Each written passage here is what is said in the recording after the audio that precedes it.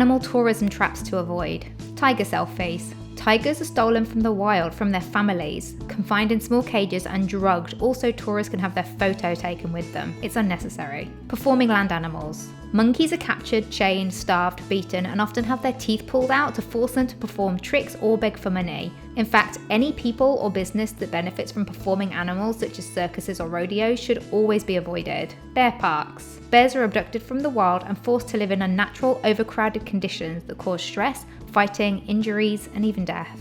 Cuddling animals. As much as we want to get close to and hold cute animals like koalas and sloths, the reality is that they're taken from the wild and they're all kept captive, abused and forced to interact with humans, which is not only unnatural and unsafe, it also causes them extreme stress and trauma. Animal poo coffee. Animals like civets and weasels are captured from the wild, confined in small cases and force-fed coffee so that their poo can be made into coffee for us to drink. The process is disgusting. Don't buy it.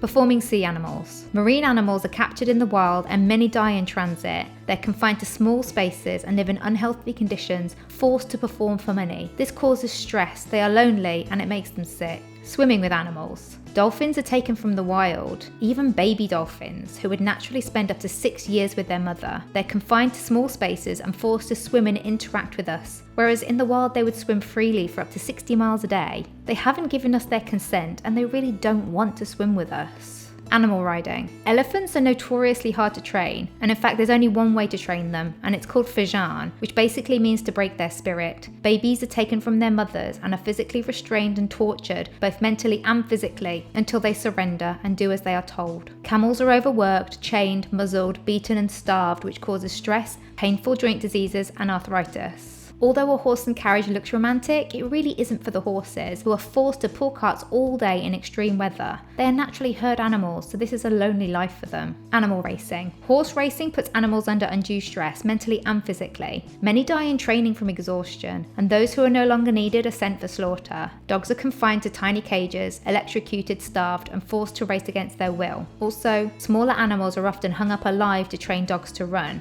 Bulls. Bulls endure so much unnecessary suffering. In Spain, they're set on fire so that men can test their bravery, and then they die in bullfights. A barbaric tradition still continues where bulls are basically stabbed and abused until they slowly bleed out and die. Don't pay into this. Zoos and safari parks. Most animals in zoos are taken from the wild, and then they're kept in unnatural habitats, climates and enclosures that cause them physical and mental stress and suffering. They're basically animal prisons, but the animals have done nothing wrong.